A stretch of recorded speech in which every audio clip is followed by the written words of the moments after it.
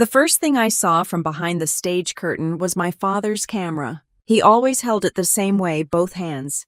Steady elbows, tight. Eye pressed against the viewfinder like he was documenting history instead of a family event. Even from that distance, I could tell he was adjusting the lens, trying to get the perfect shot. He thought he was about to photograph my sister. The stadium at Georgetown was full. Families everywhere, rows of folding chairs, the usual chaos of graduation day. People waving, yelling names, holding signs with ridiculous photos of their kids from kindergarten. Someone near the front had brought an air horn. A woman behind them was already crying, and the ceremony hadn't even started yet. I stood a few feet behind the stage entrance, wearing a black graduation robe. Under it was my army dress uniform. That combination still felt strange. Gold bars on my shoulders, polished shoes, and a university tassel swinging next to them like two completely different lives had accidentally collided. The announcer's voice echoed through the speakers. "Ladies and gentlemen, welcome to the Georgetown University commencement ceremony." Applause rolled across the stadium. From my angle backstage, I could see the first few rows clearly. My mother sat there holding a bouquet of white flowers so big it looked like she was hiding behind it. She leaned toward my father and said something I couldn't hear. Madison sat beside them. My sister looked exactly the way you'd expect someone to look at their MBA graduation from Georgetown. Confident, relaxed, smiling, like she had just completed a long and impressive checklist and was ready to move on to the next one. My father lifted the camera again. He didn't know I was standing 30 yards away. The stage coordinator walked past me holding a clipboard. 5 minutes. I nodded. I'd been in front of crowds before. Army briefings, training presentations, rooms full of officers who could make a lieutenant feel like a middle schooler giving a book report. But this felt different, not because of the crowd, because of the front row. My parents had flown to Washington for Madison. They had no idea they were also here for me. The band started playing the traditional processional music. Graduates began filing toward the stage in neat rows. The air had that warm, late spring humidity that Washington specializes in. Someone's mortarboard hat flew off in the breeze, and 3 people chased it like it was a runaway dog. I stayed behind the curtain. The university president stepped to the microphone and began the usual opening speech, thanking donors, congratulating students, saying the word journey at least 5 times in the first 2 minutes. I glanced down again. My father was still aiming the camera toward Madison's section. He always loved documenting her milestones, her dance recitals, her high school debate competitions, the time she won a regional entrepreneurship award when she was 16, and he told everyone at dinner for 6 straight months. I was in most of those photos too, usually somewhere on the edge. It wasn't something I noticed all at once growing up. It happens slowly, the way background music fades in during a movie, until you suddenly realize it's been playing the whole time. The moment everything finally became clear was 4 years earlier. Back then we were sitting in the living room of our house in Raleigh, North Carolina. 2 college acceptance letters were on the coffee table. One from Duke University, one from UNC Chapel Hill. My sister opened hers first. Duke. My mother gasped, like she had just seen a celebrity walk through the front door. Madison, that's incredible. My father actually stood up and hugged her. He rarely stood up during family discussions, unless something significant had happened. Duke, he repeated. That's a big deal. Madison looked proud but not surprised. She had always been good at that caring success, like it was the natural outcome of everything she tried. I opened my envelope a few seconds later. UNC Chapel Hill. A solid school. One of the best public universities in the country. I waited for the same reaction. My parents smiled politely. My father nodded once. Good school, he said. Then he leaned back in his chair and folded his hands like he was about to start a business meeting. We should talk about tuition. Madison sat forward. I stayed quiet. My father explained that Duke's tuition was high, but the opportunities were worth it. Alumni networks, career access, long-term return on investment. He used that phrase a lot, return on investment. Finally, he looked at me. UNC is a great option, he said, but we can't cover both. I didn't understand at first. You mean loans? He shook his head slowly. We've decided to pay for Madison. The room went quiet. My mother watched the floor like the carpet had suddenly become fascinating. Madison looked uncomfortable for about 2 seconds before picking up her phone to text someone the news. I asked the obvious question. What about me? My father answered calmly the way people explain something they believe is already settled. You're smart, he said. But Madison has the kind of personality that benefits more from a place like Duke. I waited. He continued. She has potential in leadership, business, networking. Environments like that amplify those traits. And me, he paused. Then came the sentence that stuck with me for years. We have to invest where the return is. The way he said it made it sound logical, practical, efficient, like he was choosing between two stock portfolios. I looked down at the acceptance letter in my hands. UNC Chapel Hill. My name printed in bold. A good school, just not worth the investment. Backstage at Georgetown. The applause from the stadium snapped me back to the present. The university president was finishing his speech. Before we begin the conferring of degrees, he said we have a special student address. The stage coordinator pointed toward the entrance. My cue. I stepped forward. The sunlight hit my eyes as I walked out from behind the curtain. Rows of graduates turned their heads. The announcer's voice carried across the stadium. Today's student speaker is a member of the United States Army and a graduate of the Security Studies program. My father lowered the camera slightly. Please welcome First Lieutenant Emily Harper. The stadium went quiet for half a second as my name carried across the speakers. I could still see my father's camera in the front row, slowly lowering as if gravity had suddenly doubled. My mother leaned toward him, eyes fixed on the stage. Madison had turned all the way around in her chair, scanning the platform like she was trying to solve a puzzle. I kept walking towards the microphone. The applause started building across the crowd, but my attention drifted somewhere else entirely. Back to our living room in Raleigh. Back to the coffee table. Back to 2 envelopes. Madison had opened hers first. Duke University. My mother let out the kind of gasp people usually reserve for surprise parties or lottery tickets. She covered her mouth with both hands and immediately stood up. Madison, that's incredible. My father smiled. In a way I didn't see often. A proud smile. He hugged her quickly, then stepped back like he needed to take a moment to process it. Duke, he said again, almost laughing. Wow. Madison didn't look shocked. More like someone whose prediction had just been confirmed. I opened mine a few seconds later. UNC Chapel Hill. A strong school. Top public university. The kind of acceptance most families celebrate without hesitation. I looked up. My parents were still focused on Madison. Eventually my father nodded toward my letter. UNC, he said.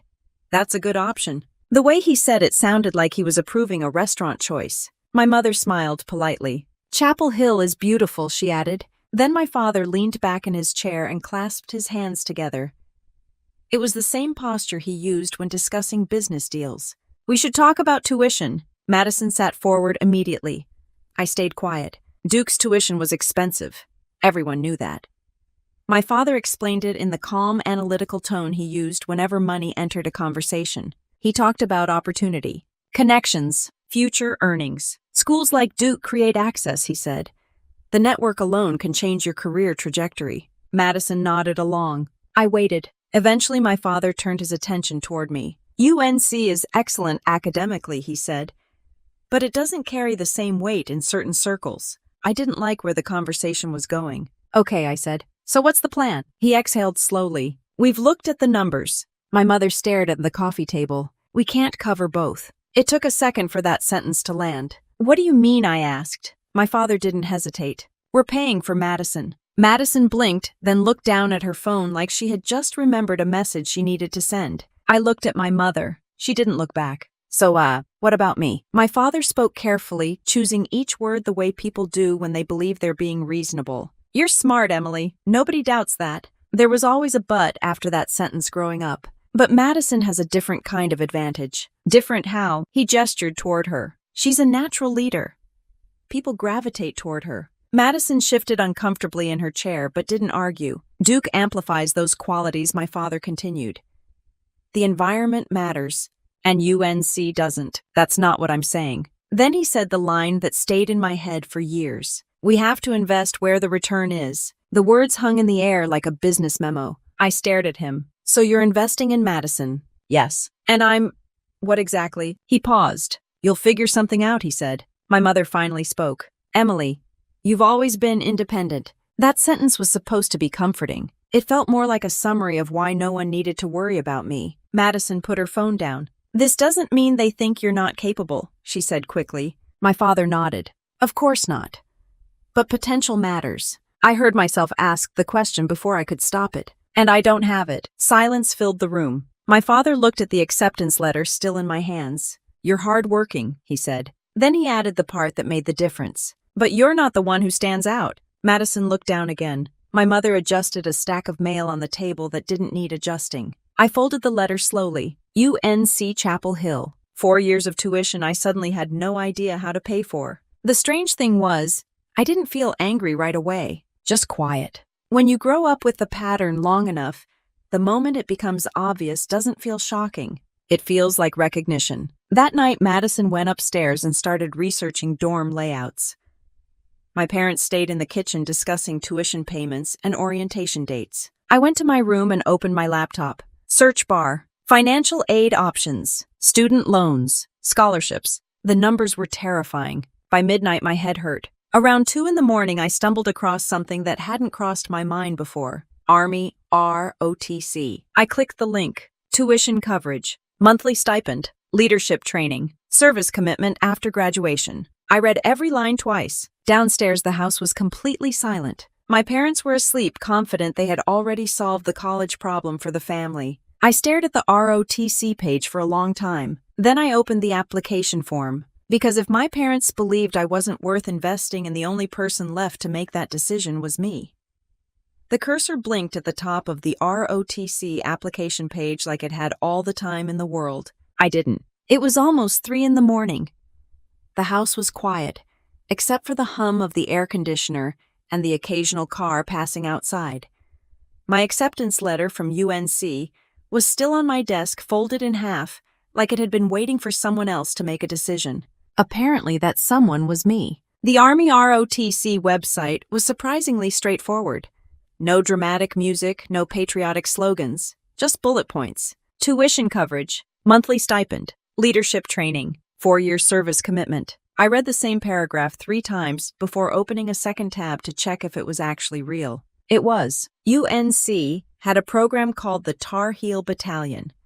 Students joined ROTC, trained during college, and graduated as Army officers. If you earned the scholarship, tuition could be covered. The numbers in my head finally started making sense. College, paid for, but there was a catch. Service. At the bottom of the page was a line that made everything clear. Upon graduation, scholarship recipients will commission as officers in the United States Army. I leaned back in my chair. 4 years of college, then 4 years of Army service. At 18 years old, that felt like signing a contract with the future. Down the hall, Madison's door opened. Footsteps padded toward the kitchen.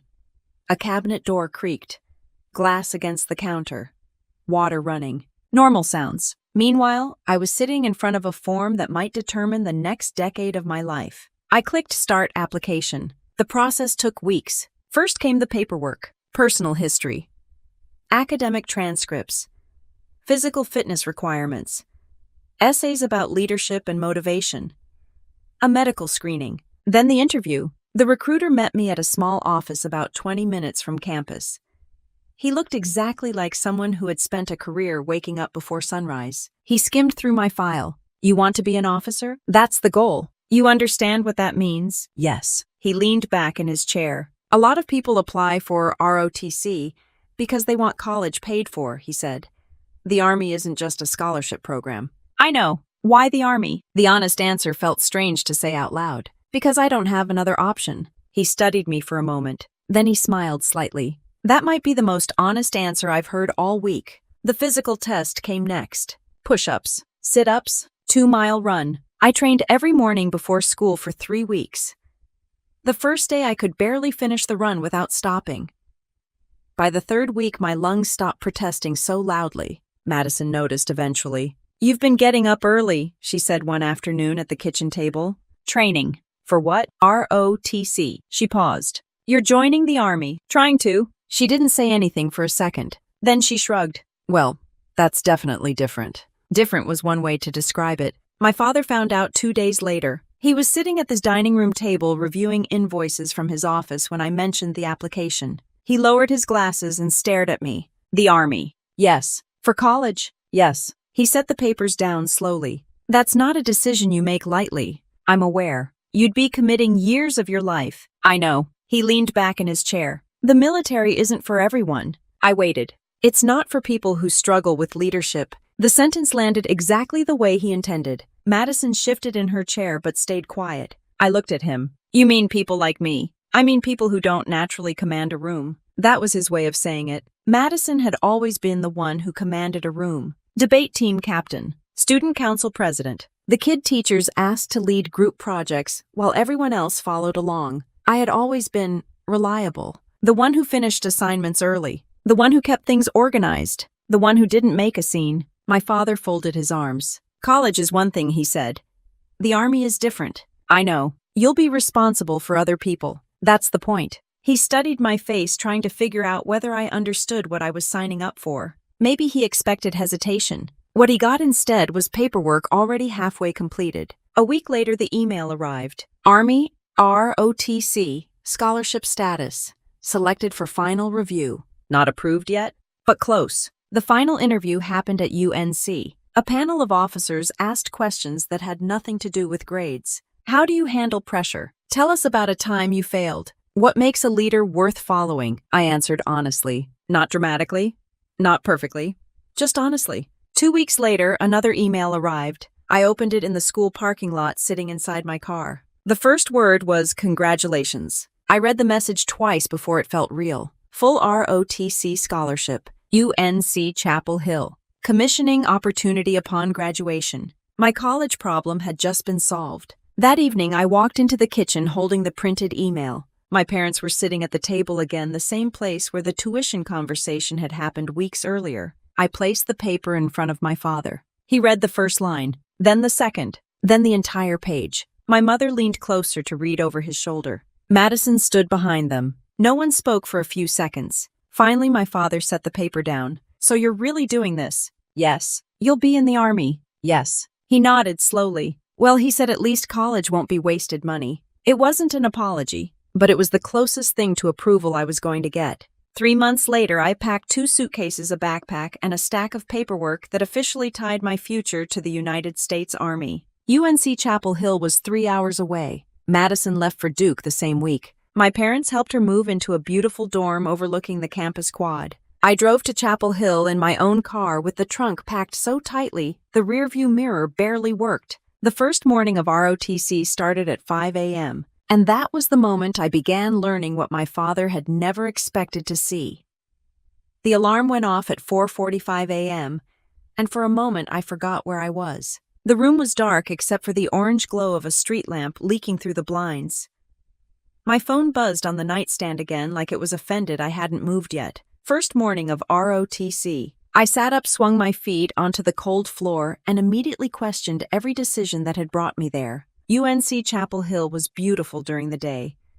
Brick walkways, huge oak trees, students drinking coffee on benches like they were part of a college brochure. At 4:45 in the morning, it felt like a different planet. By 5:10, I was jogging across campus toward the ROTC building with about 30 other cadets who looked just as awake as I felt, which is to say, not very. Someone ahead of me yawned loudly. Another cadet muttered something about regretting life choices. The building lights were already on. Inside, upperclassmen were waiting. The first rule of ROTC mornings was simple. If you showed up tired, nobody cared. One of the senior cadets clapped his hands. All right, Tar Heel Battalion outside. We ran drills on the grass field behind the building while the sky slowly turned from black to gray.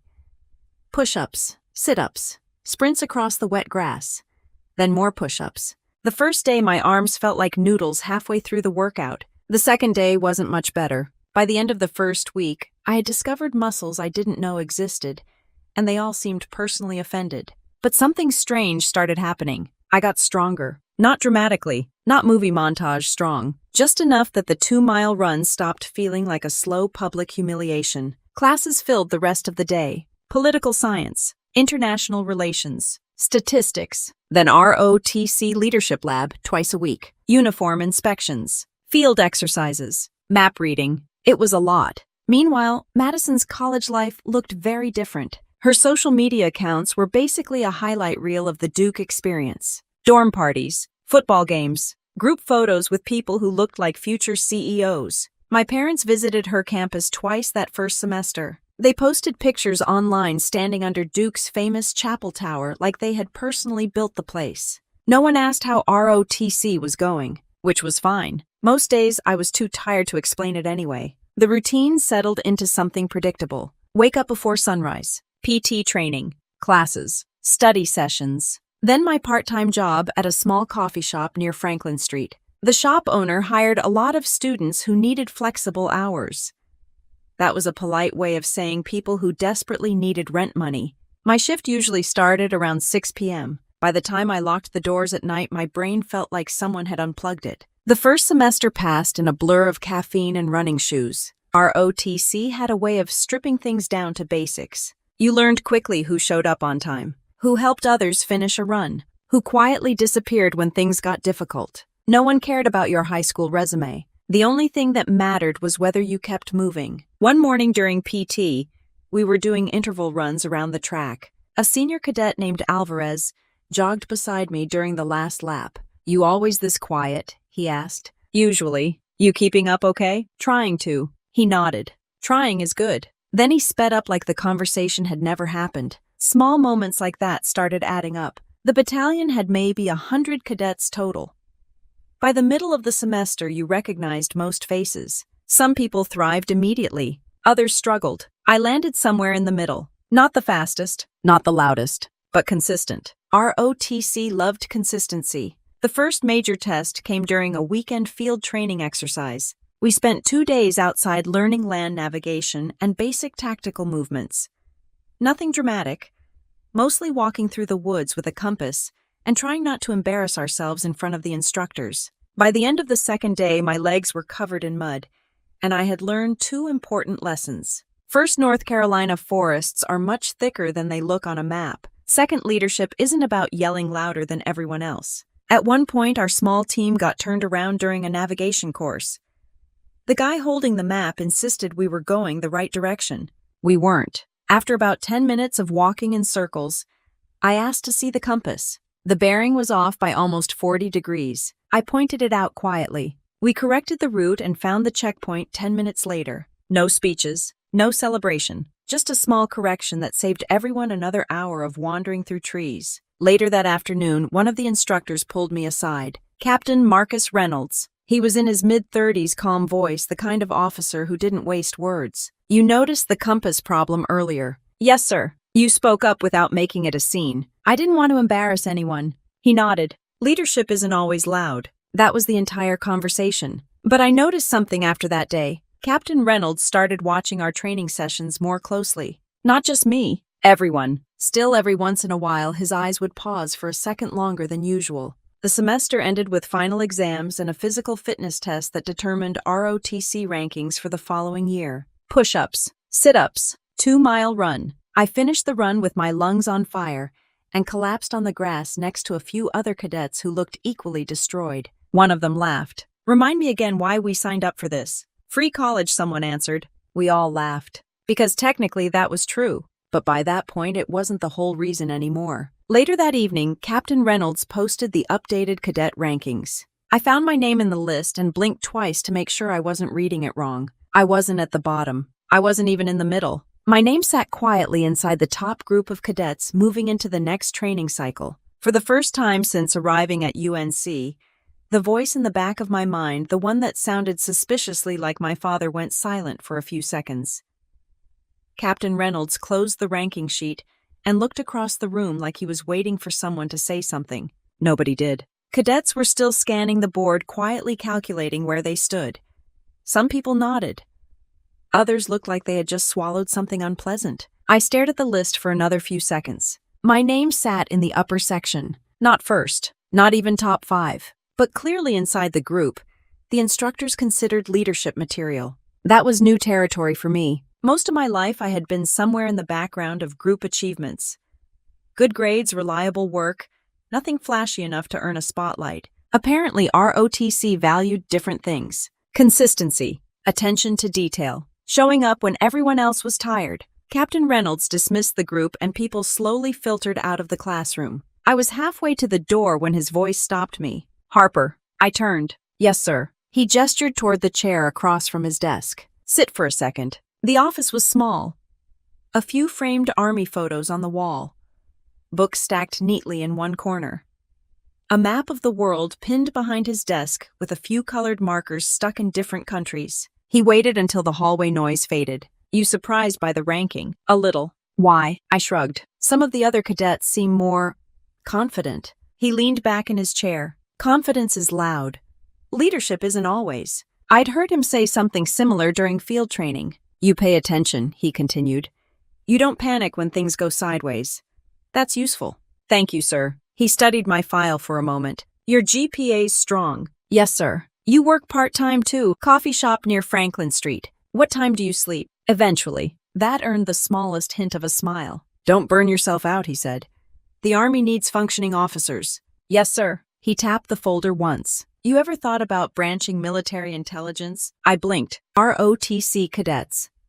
Eventually chose a branch after graduation. Infantry, logistics, aviation, intelligence, dozens of options. Military intelligence was one of the more competitive ones. I hadn't planned that far ahead, I said. You should. He rotated the world map behind him slightly and pointed at several colored pins. Intelligence officers spend their careers trying to understand problems before everyone else does. Strategy. Analysis. Reading situations correctly. He looked back at me. That skill set fits you. No one had ever said something like that to me before. Something to think about, he added. I nodded. Yes, sir. Outside the office, the afternoon sun had turned the campus sidewalks bright and crowded.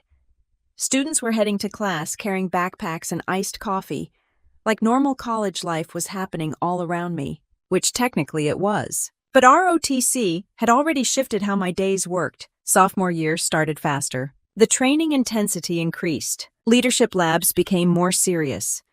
Cadets rotated through command positions during exercises, which meant sometimes you were responsible for organizing an entire team. The first time my name appeared on the schedule as squad leader, I stared at it for a full minute. 12 cadets. A field navigation exercise. 4 hours in the woods. I showed up early that morning with a printed map and a checklist I had reviewed 3 times. The other cadets gathered around waiting for instructions. For a second, I heard my father's voice in my head again, not the one who stands out. Then Captain Reynolds walked past and nodded once. Your squad. That was enough. I laid out the plan, assigned roles, and we started moving through the training course. No speeches, no motivational quotes, just directions. Checkpoint 1 is northeast. Alvarez compass. Kim pace count. The woods swallowed most of the morning. We reached the first checkpoint 10 minutes ahead of schedule. By the second checkpoint, someone misread a terrain marker and we veered slightly off route.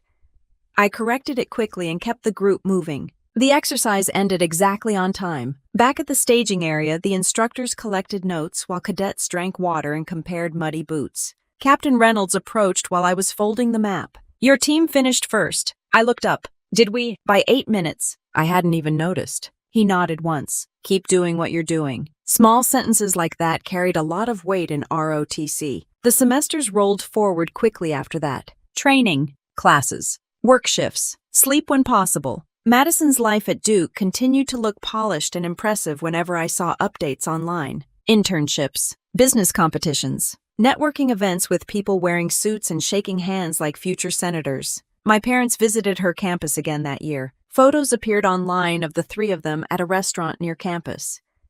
My father smiling proudly while Madison talked about some entrepreneurship program she had joined. My phone buzzed once during that visit. A message from my mother. Hope school is going well. That was the entire text. I looked at it for a few seconds, then typed back. It is. That conversation ended there. Meanwhile, ROTC kept moving forward. Junior year brought the biggest test of the program. Advanced Camp. A summer training course held at Fort Knox, where cadets from across the country were evaluated before commissioning as officers. Every cadet in the program talked about it like it was some combination of final exam and survival challenge. Captain Reynolds called me into his office a few weeks before the summer. You'll be heading to Fort Knox soon. Yes, sir. You're ready. I hope so. He looked like he was deciding whether to say something else. Finally, he reached into a drawer and handed me a thin folder. Inside were several documents and an information sheet with a university logo at the top. Georgetown University. I frowned slightly. What's this? A program the Army sends certain officers to after they commission, he said. Graduate education. I flipped through the pages. Security Studies Program. Strategic Intelligence. Policy Analysis. I'm still a cadet, I said. Yes, he replied calmly. But the Army tends to notice people early. The Georgetown folder stayed on my desk for 3 days before I opened it again. Not because I wasn't curious. Mostly because it felt like looking too far ahead.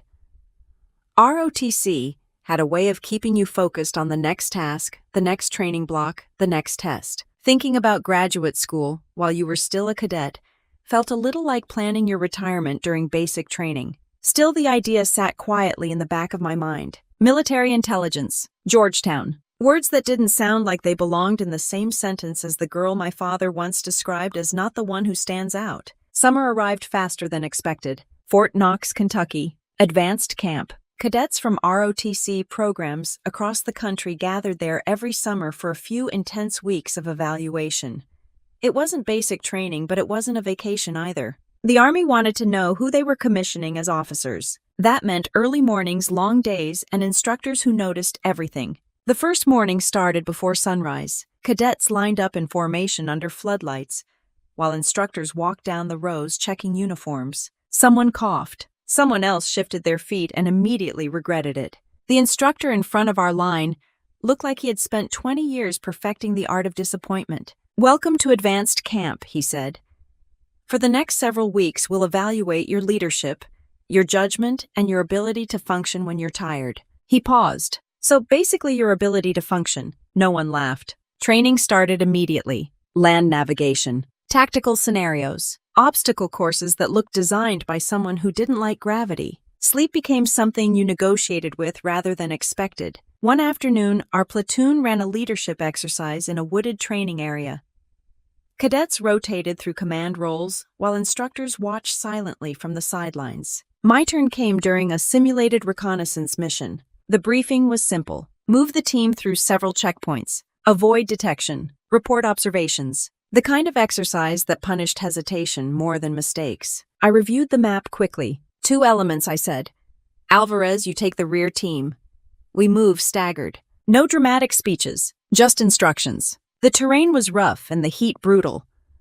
Kentucky summers didn't care about your leadership evaluation. Halfway through the course, one cadet slipped on a muddy slope and twisted his ankle. The team froze for a second. Everyone looked at me. I checked the map again, calculated distance to the next checkpoint, then called it. 2 people assist him.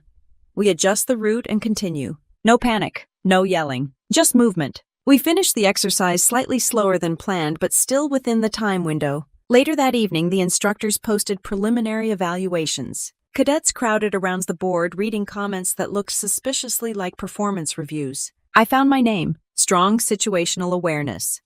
Calm under pressure. 3 simple sentences, but they meant a lot inside the ROTC world. By the end of advanced camp, something had shifted. Not dramatically, just enough that when cadets talked about future branches, my name started appearing in conversations about military intelligence. Branch selection happened during senior year. Cadets submitted preferences. The Army matched those preferences with program rankings and available positions. The day results were released, the ROTC building was unusually quiet. Everyone gathered around the same bulletin board. Some people held their breath. Others pretended not to care. I scanned the list slowly. There it was. Harper Emily, Military Intelligence. I read it twice just to be sure. A few cadets nearby clapped me on the shoulder. Intel, someone said. Nice. Captain Reynolds appeared behind the group. Looks like the Army agrees with me, he said. I nodded. Yes, sir. The last semester of college moved quickly after that. Commissioning paperwork, final classes, uniform fittings, graduation rehearsals. The day of commissioning arrived on a bright May morning. Family members sat in folding chairs, while cadets stood in formation wearing dress uniforms that still smelled faintly like new fabric. My parents came. That surprised me a little. Madison sat with them. She had just finished her MBA program and was already talking about consulting jobs in Washington, D.C. My father watched the ceremony carefully. When the officer administering the oath asked us to raise our right hands, I saw him lean forward slightly. Repeat after me. The oath of office felt heavier than the ROTC scholarship paperwork I had signed years earlier. This wasn't about tuition anymore. This was responsibility. When the ceremony ended, a senior officer walked down the line pinning gold bars onto new lieutenants. Second lieutenant, the lowest officer rank in the Army. Still, it felt like crossing a line between student and something else. My parents approached after the ceremony. My father shook my hand. "You made it." "Yes." He nodded once. "The Army's a serious responsibility." "I know." Madison hugged me. "That uniform actually looks good on you," she said. That was her version of a compliment. The next year passed inside the Army system. Training courses, intelligence briefings, learning how to analyze information that didn't come with neat answers. The job suited me in ways I hadn't expected. Military intelligence wasn't about shouting orders across a battlefield. It was about understanding patterns, reading situations before they unfolded. Exactly the kind of quiet skill Captain Reynolds had mentioned years earlier. One afternoon during a routine assignment review, my commanding officer closed a folder and looked at me across his desk. "You ever considered graduate school?" The question sounded familiar. "Yes, sir." He slid a document across the table. The university logo at the top looked very familiar. Georgetown, Security Studies Program. He tapped the page once. "The Army sends certain officers there," he said. "Strategic education. Intelligence track." I stared at the document for a moment. Washington, D.C. Georgetown University. Then another thought hit me at the same time. Madison was already working in that city. Madison was already working in Washington, D.C. That realization sat quietly in my head while I looked at the Georgetown paperwork on my commander's desk. He tapped the page again. "The Army sends officers there for advanced education," he said. "Security policy, intelligence analysis, strategic studies." I skimmed the details. Graduate program. 2-year academic track. Funded by the Army. "You'd attend in uniform," he added. "Full-time student, still an officer." I nodded slowly. "Yes, sir. Applications open next month." He slid the document closer. "You should apply." The word sounded familiar. Not the first time someone had said that to me. Captain Reynolds had said almost the same thing years earlier in a small ROTC office. The difference now was simple. I wasn't a cadet anymore. I was already in the Army. The application process was competitive. Military records, academic transcripts, command recommendations. A long essay explaining why advanced education would benefit Army intelligence operations. I worked on it in the evenings after regular duty hours. The essay took the longest.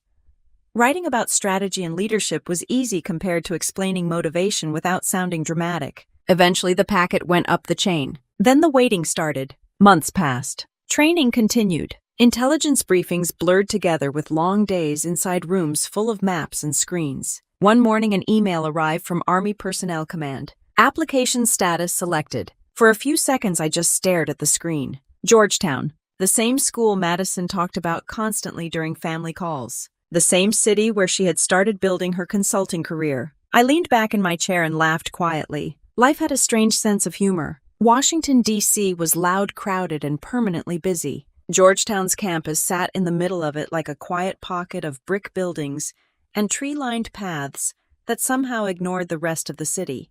My first day there felt surreal. Graduate students walked around carrying thick books and coffee cups, like they were preparing to solve global problems before lunch. I arrived wearing my Army uniform. The combination got a few curious looks, but not many. Georgetown had plenty of military students in the Security Studies program. The classroom environment was different from ROTC. Less shouting, more debate. Students came from all over the government world. State Department analysts, policy researchers, a few other military officers. Everyone seemed to have strong opinions about international security, and no hesitation about sharing them. I liked it immediately. The discussions were direct. Evidence mattered. Assumptions got challenged quickly. Weeks passed before I ran into Madison. It happened on a Thursday afternoon near a coffee shop just outside campus. I was walking back from class carrying a stack of reading materials about intelligence strategy when someone called my name. "Emily." I turned. Madison stood about 10 feet away holding an iced coffee and staring at me like I had just stepped out of a time machine. For a moment, neither of us moved. Then she walked closer. "What are you doing here?" "School." She blinked. "At Georgetown?" "Yes." Her eyes dropped briefly to the Army insignia on my uniform. "You're studying here." "Security Studies program." She shook her head slightly, still processing. "I thought you were stationed somewhere." "I was. And now you're here." "Yes." She looked at the books in my hands. When did this happen? A few months ago. Madison leaned against the wall outside the coffee shop, like she needed a moment to reorganize her understanding of reality. I had no idea. That's not surprising. She frowned slightly. You didn't tell Mom and Dad. Number. Why not? I thought about that question for a second. Because I wanted something in my life that didn't start with their expectations. Because I wanted to succeed somewhere they hadn't already decided the outcome. But I kept the answer simple. It never came up. Madison studied my face carefully. You're serious? Yes. How long is the program? 2 years. And the Army pays for it? Yes. She let out a slow breath. Wow. That was the most honest reaction she'd had since the conversation started. We stood there for a moment watching people move past on the sidewalk. Students, tourists, someone walking a dog that looked very unimpressed with city life. Madison finally smiled slightly. You know, this is weird, right? Why? We both ended up in the same city. Washington isn't that small. She laughed. That's not what I meant. I knew what she meant. Growing up, Madison's path had always looked bigger, more impressive. The kind of life my parents proudly explained to relatives during holiday dinners. My path had looked like a backup plan, until the Army changed it. Madison took another sip of her coffee. So what exactly do you study? Strategy, intelligence operations, national security policy. She raised an eyebrow. That sounds serious. It is. We talked for another few minutes about work and classes. The conversation stayed polite, neutral. Neither of us mentioned the living room conversation from years earlier. Finally, she checked her phone. I've got a meeting, she said. Consulting never sleeps. Apparently not. She hesitated before leaving. You should come to dinner sometime, she said. Mom and Dad visit a lot. That made sense. Washington had become Madison's professional playground. My parents loved visiting places where Madison was succeeding. I adjusted the books in my hands. Maybe. She nodded and started walking down the sidewalk. Then she stopped and turned back for a second. You really joined the Army? Yes. Madison smiled slightly. Didn't see that coming. Neither did I. Later that evening, my phone buzzed while I was reviewing reading assignments in my apartment. A text message from Madison. Did Mom and Dad seriously not know you're at Georgetown? I looked at the message for a few seconds before typing back. No. The typing bubble appeared almost immediately. Then another message. They're going to find out eventually. I stared at Madison's message for a moment before typing a response. Eventually is fine. The phone stayed quiet after that, which honestly worked for me. Life at Georgetown moved quickly once the semester picked up speed. The Security Studies program had a reputation for a reason. Every class expected preparation, and everyone in the room had opinions strong enough to turn a discussion into a small strategic debate. One day we were analyzing intelligence failures in modern conflicts. The next day, we were debating cyber warfare policies with a visiting analyst from the Pentagon. Nobody in those classrooms cared where you went to high school. Nobody cared which sibling your parents paid for. They cared whether your argument made sense. That environment suited me. Most mornings started early. I'd run along the Potomac before class, grab coffee near campus, then spend the rest of the day rotating between lectures, group discussions, and research assignments. Sometimes I forgot entirely that Washington was also Madison City, until one afternoon when my phone rang. Dad. His name on the screen surprised me enough that I almost let it go to voicemail. I answered anyway. Hi. His voice came through calm but slightly confused. Emily. Yes. A short pause followed. Your sister mentioned something interesting. That was one way to describe it. You're in Washington. Yes. At Georgetown. Yes. Another pause. I didn't know that. That's true. You didn't tell us. You didn't ask. Silence again. I could almost hear him reorganizing the conversation in his head. How long have you been there? Almost a year. Doing what exactly? Graduate school. With the Army. Yes. Another pause longer this time. You're an officer now. Yes. He cleared his throat. Well, that's impressive. The sentence sounded like it had taken some effort. Thank you. I didn't realize the Army offered programs like that. They do. We both ran out of things to say for a second. Finally, he asked the obvious question. Why didn't you mention it earlier? I looked out the window at the Georgetown campus courtyard below. Students crossing the brick paths carrying books arguing about politics like the future of the world depended on it. I guess it never came up. He exhaled quietly. Your mother will want to know. You can tell her. I probably will. The call ended shortly after that. No dramatic confrontation. No emotional speeches. Just information arriving several years late. A few hours later, my phone buzzed again. Mom. I answered. Emily. Yes. I just talked to your father. I assumed so. She sounded nervous in a way I rarely heard growing up. You're at Georgetown. Yes, that's incredible. Thank you. I wish you had told us. I thought about that sentence carefully. You already had a lot going on. Another small silence. Your sister said you're studying national security. Security studies. With the Army. Yes. She took a breath. That must be very difficult. Some days. I'm proud of you. That sentence landed strangely. Not because I didn't believe her, but because it had arrived several years too late to change anything. I appreciate that. We should visit sometime, she added. Maybe take you to dinner. Maybe. We talked for another minute about small things. Weather, work, the city. Then the call ended. Life moved forward. Classes grew more intense as the program reached its final year. Research projects replaced smaller assignments. Professors expected deeper analysis. Group discussions turned into full strategic arguments about global policy. One afternoon, our program director gathered several students after class. We need a student speaker for commencement, he said. The room went quiet. Graduate commencement speeches at Georgetown were usually short. 5 minutes, sometimes less. But they still meant something. He glanced down at a small list in his hands. Several faculty members nominated students. My name was on the list. Apparently, professors appreciated consistent work the same way ROTC instructors did. 2 weeks later, the decision was finalized. I received an email confirming it. Commencement Speaker Security Studies Program. I read the message once, then again. Standing on a graduation stage had never been part of my plan. Honestly, most of my plans back then involved finishing assignments on time and staying awake during early briefings.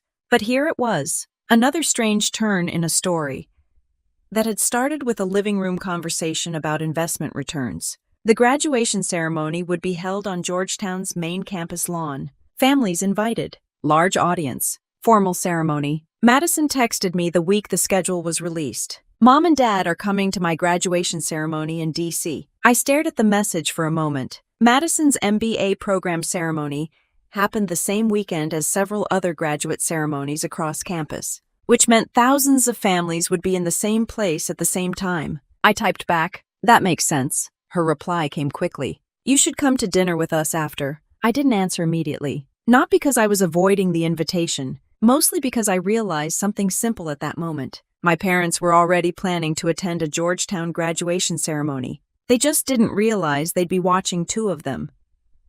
The announcer's voice echoed across the stadium. "Please welcome First Lieutenant Emily Harper." For a moment, nobody in the front row moved. Then my father slowly lowered the camera. From the stage, I could see the exact second recognition landed. His eyes narrowed slightly the way people look when their brain is trying to correct something it thinks must be wrong. My mother leaned forward in her chair. Madison turned completely around to face the stage. I kept walking. 3,000 people were clapping, but the front row was quiet. That part almost made me laugh. The stage steps were only a few feet high, but climbing them felt like stepping into a completely different version of my life. A university official shook my hand and guided me toward the podium. The applause slowly faded. The microphone waited. I glanced once more toward the front row. My parents were still staring. Madison looked somewhere between confused and impressed. None of them had expected this version of the day. I adjusted the microphone slightly. "Good morning." The sound carried easily across the crowd. Graduation ceremonies all follow the same pattern. Speeches about hard work. References to the future. A few jokes about student loans. I skipped most of that. 4 years ago, I said I was sitting in my parents' living room, looking at a college acceptance letter. A few people in the audience smiled politely. Standard graduation story setup. But there was a small complication. Now they were listening. My parents had decided to pay for my sister's education. A few heads turned toward the front rows instinctively. I was told the investment made more sense. The crowd laughed lightly. It sounded like a harmless family anecdote. Only a few people understood the sentence the way it had actually been delivered years earlier. I remember that conversation very clearly. I continued. I learned 2 things that day. The stadium was quiet now. First, college tuition is apparently a business decision. That earned a bigger laugh. And second, if you want to prove someone wrong, the most efficient method is to succeed quietly. More laughter. I saw my father shift slightly in his chair. My mother still held the white flowers tightly in her lap. The speech continued. I talked about ROTC mornings, about showing up before sunrise while the rest of campus slept, about learning leadership from people who cared less about confidence and more about responsibility. Joining the Army was originally a financial decision, I said. That's the honest version. The audience laughed again. But the Army has a way of changing your perspective. I paused. It turns out waking up at 5 in the morning for 4 years teaches you things. Someone near the back shouted, "Like what?" The crowd laughed, mostly how to function without complaining. More laughter, but also something more important. I glanced across the rows of graduates. You learn that leadership isn't about being the loudest person in the room. I paused again. It's about showing up when things are difficult. That line landed more quietly. A few people nodded. My parents hadn't looked away from the stage once. After graduating from UNC Chapel Hill, through the Army ROTC program, I continued. I commissioned as an officer in the United States Army.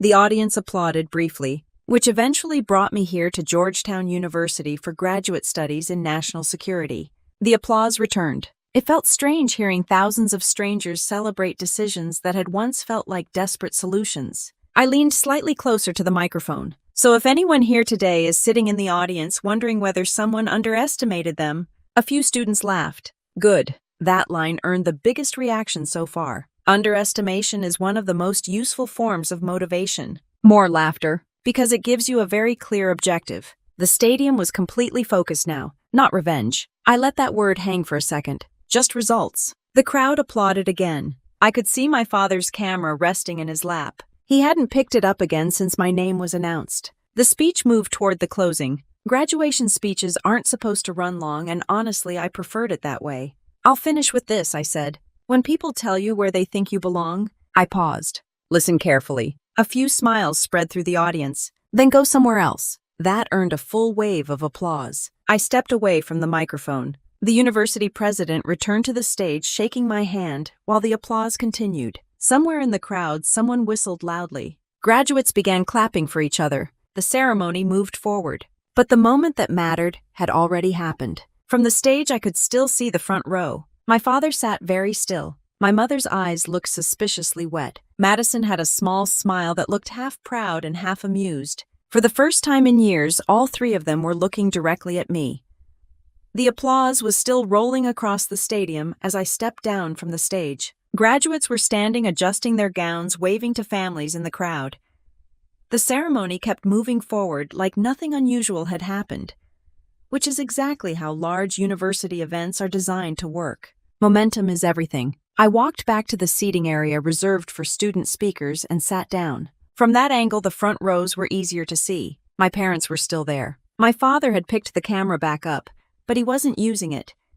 He just held it in his hands like he wasn't quite sure what to do with it anymore. Madison was the first one to stand. She leaned toward them, said something quickly, then stepped out into the aisle. The ceremony continued. Names were called, degrees awarded. Families cheered like every name was the most important one of the day. I sat through the rest of it calmly, watching the slow parade of graduates crossing the stage. When it ended, the entire field turned into organized chaos. Thousands of people stood up at once. Caps flew into the air. Parents started pushing through the rows trying to find their kids. Within about 30 seconds, the stadium turned into a giant reunion. I walked down the steps toward the main lawn exit. Madison reached me first. She hugged me immediately. Okay, she said, pulling back slightly. That was impressive.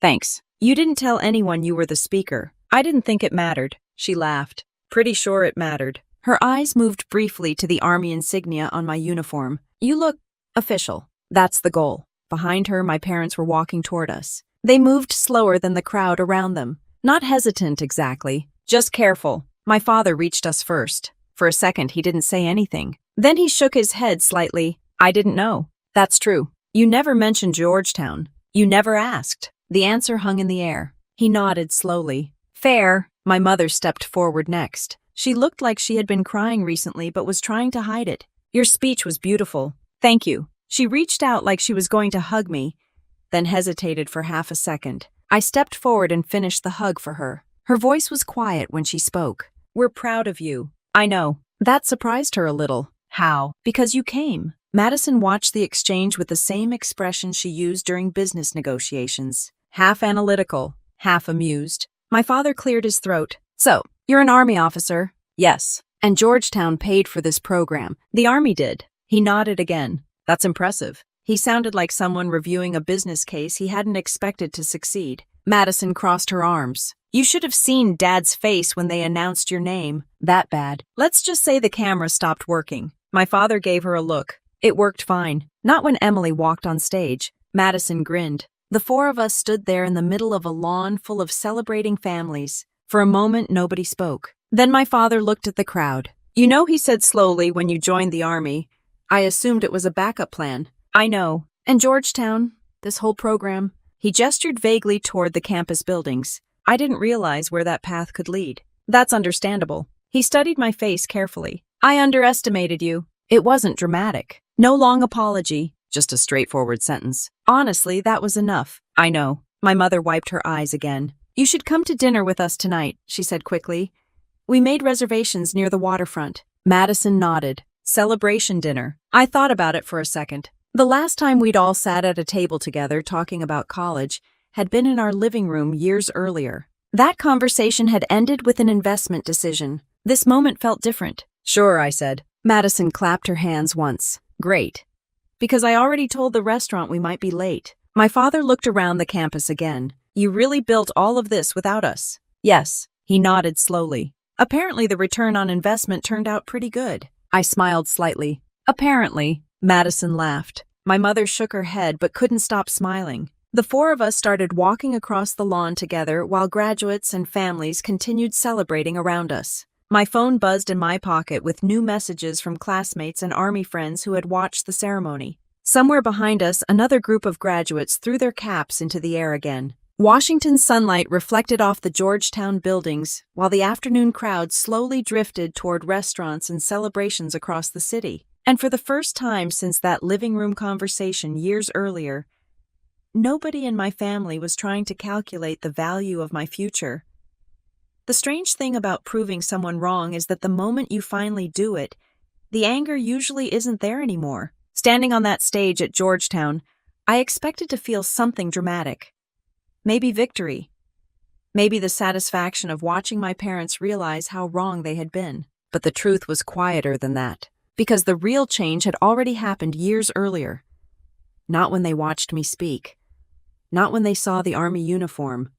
And not even when they heard the applause. The real change happened the night I stopped waiting for someone else to decide what I was worth. That decision led me to ROTC, mornings before sunrise, to becoming a U.S. Army intelligence officer, and eventually to that graduation stage where everything finally made sense. Family revenge stories usually end with someone losing, but the best ones don't. The best ones end with you building a life so solid that the people who doubted you can only stand there and watch. Not with anger, just with results. If this story stayed with you, it's probably